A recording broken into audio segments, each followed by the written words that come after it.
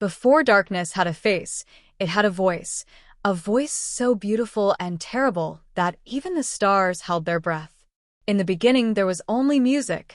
The Ainur, godlike spirits born from the thoughts of Eru Ilúvatar, sang the first melodies that shaped reality.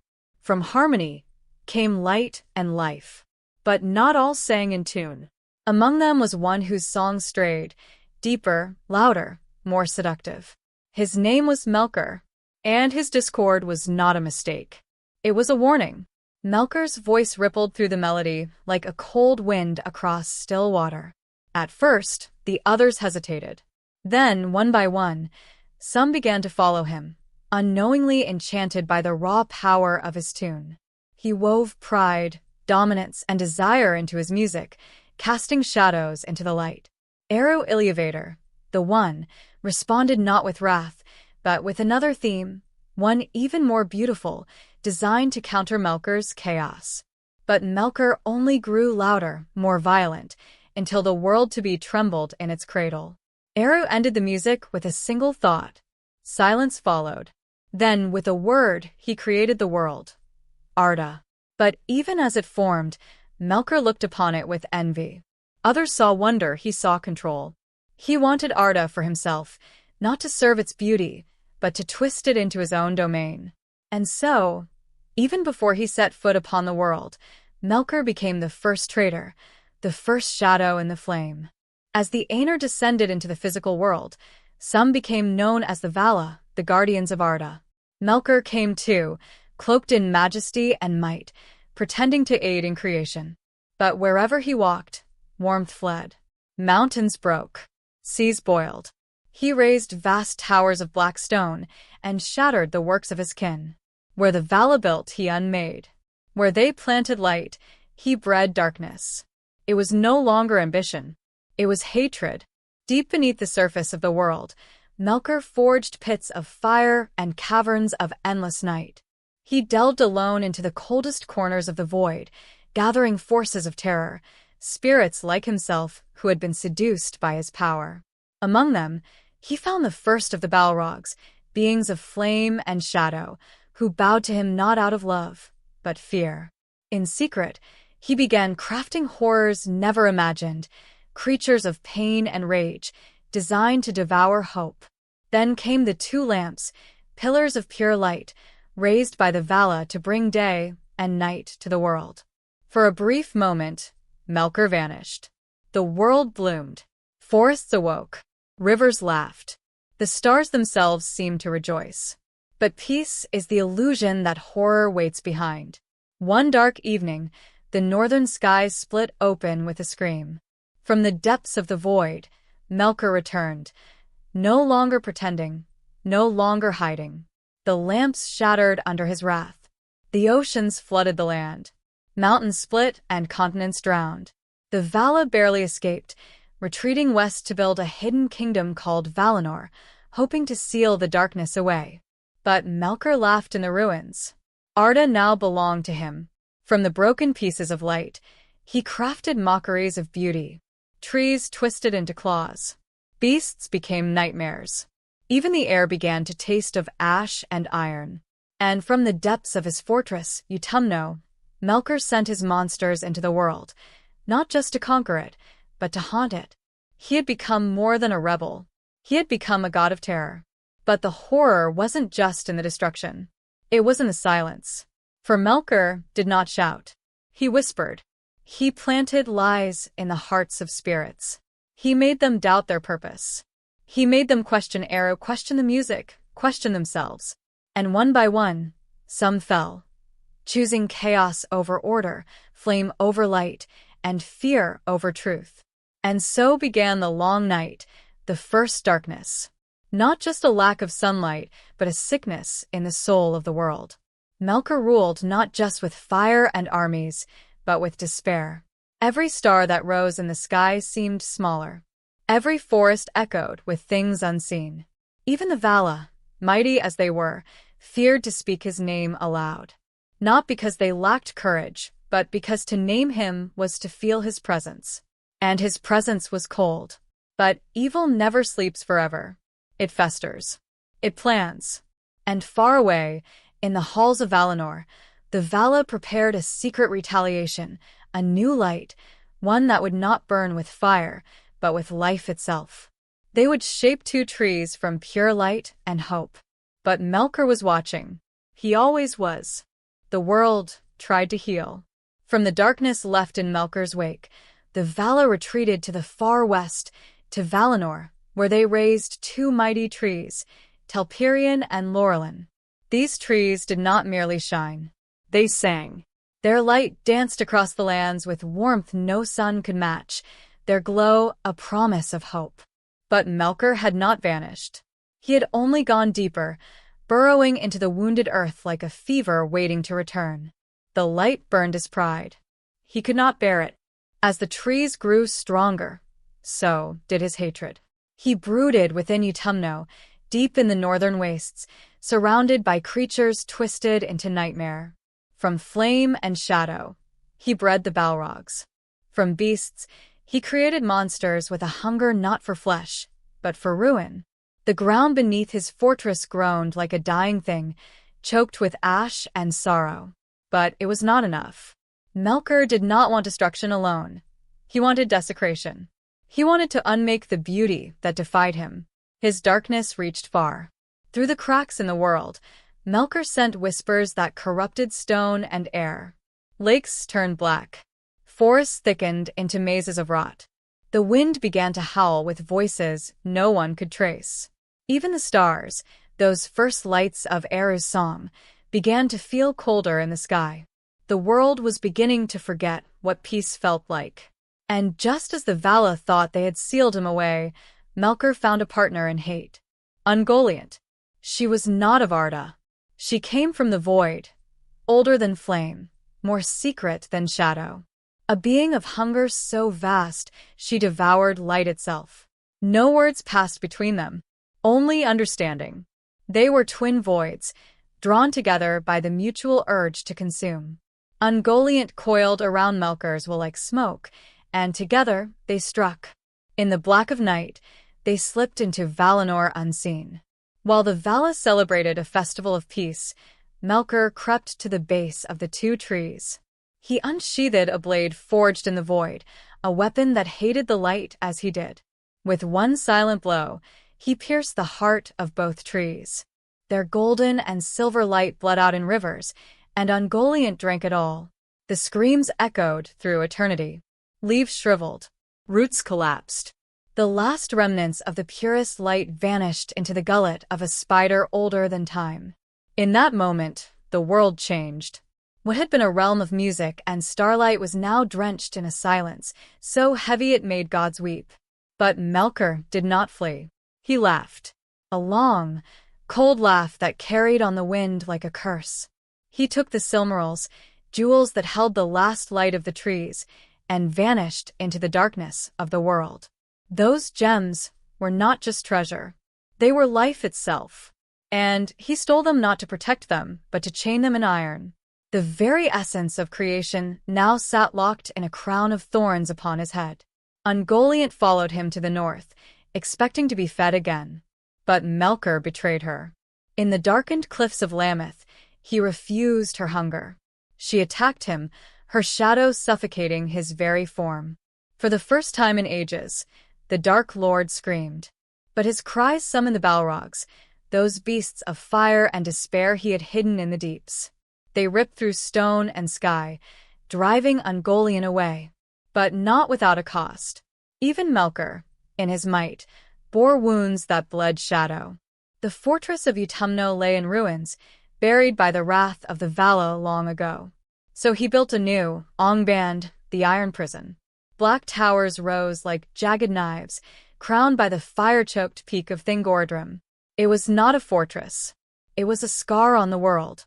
Here, he crowned himself Morgoth, the black foe of the world.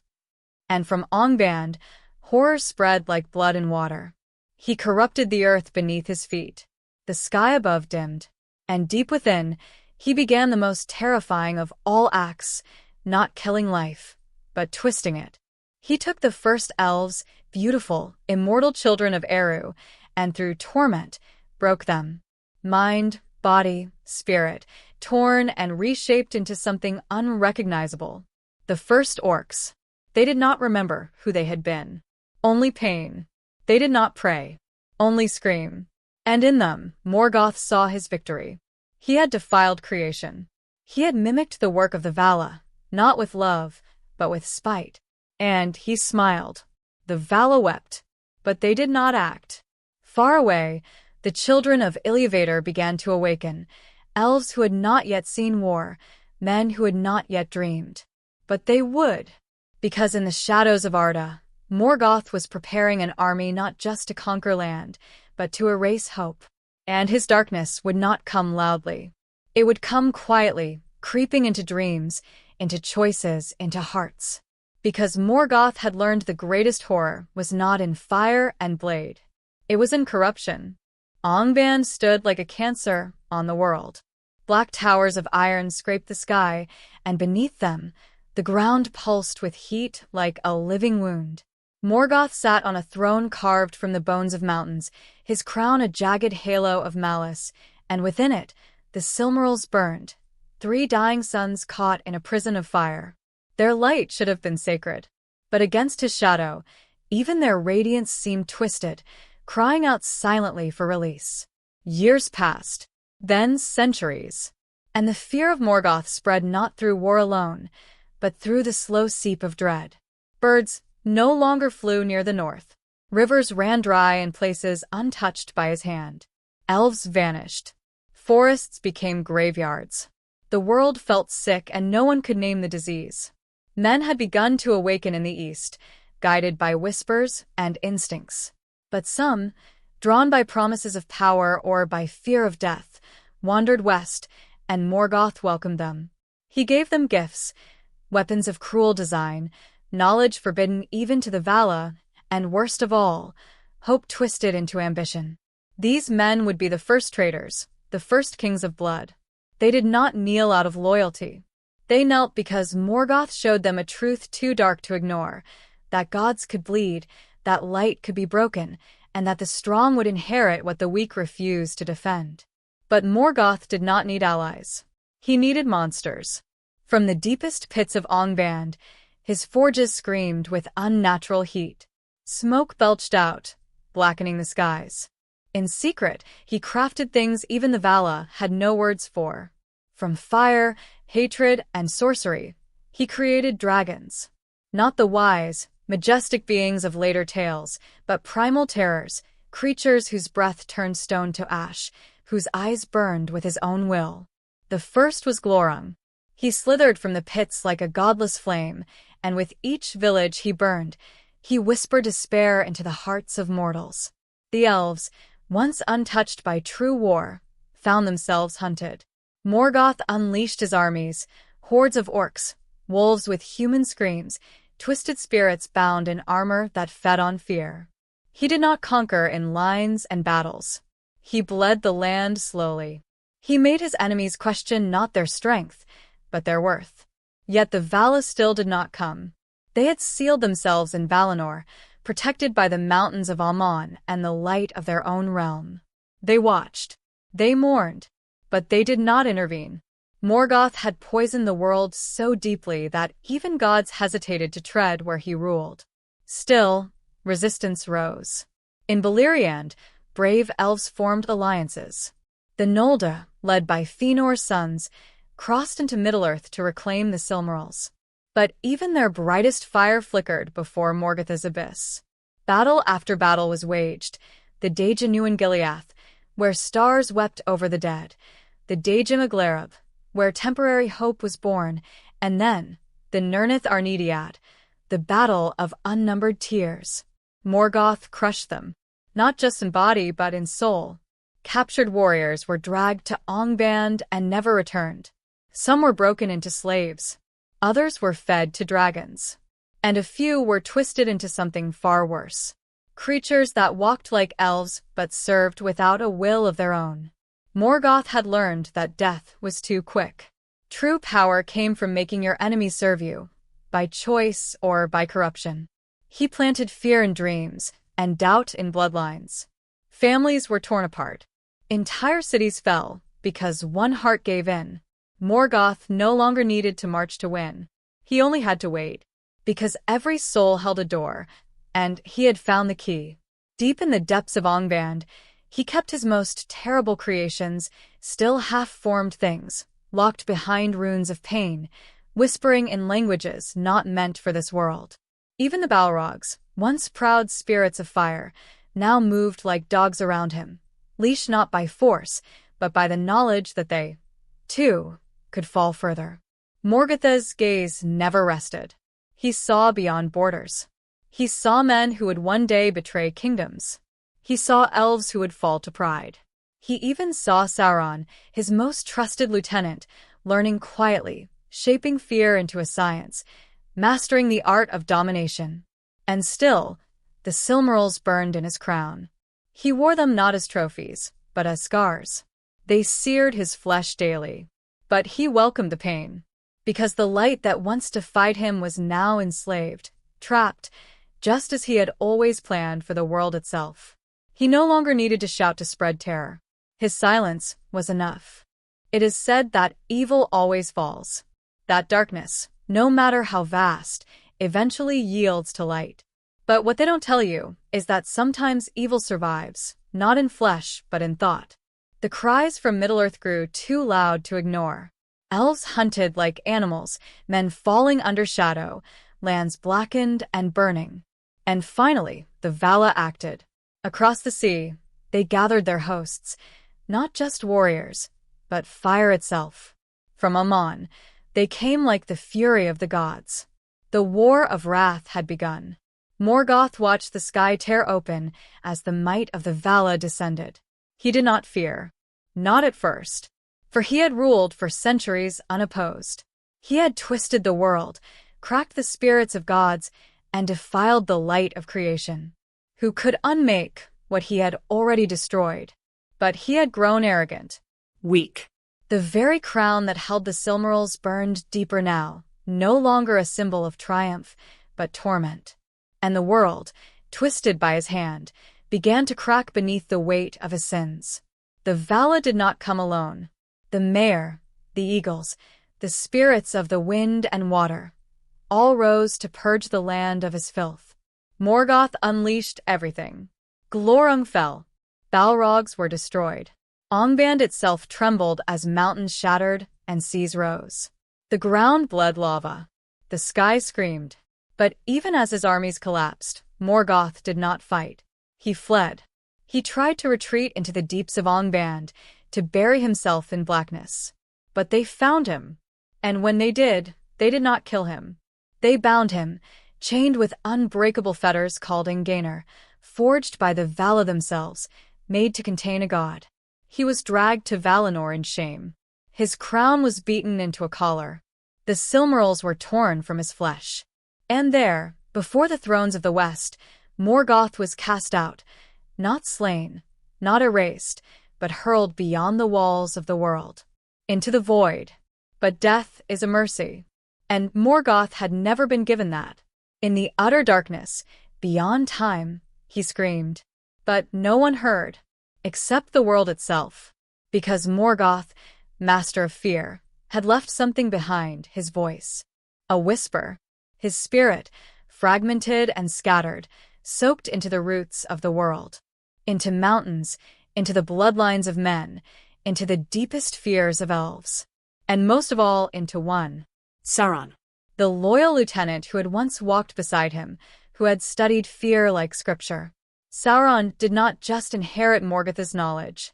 He inherited his will, his obsession, his hunger to bend all life to a single will. Morgoth may have fallen, but he never left. Sauron would one day forge the One Ring, not merely to rule men or elves, but to continue his master's work, to dominate thought, to chain free will, to make the world forget it ever had a choice. Even in the Third Age, when elves sailed west and men crowned themselves kings, Morgoth's whisper could still be heard. In greed, in betrayal, in war. It is the cold wind before battle. The silence before a lie is told. The hunger for more when you already have enough. That is the true horror of Morgoth. Not that he was defeated, but that he is still here.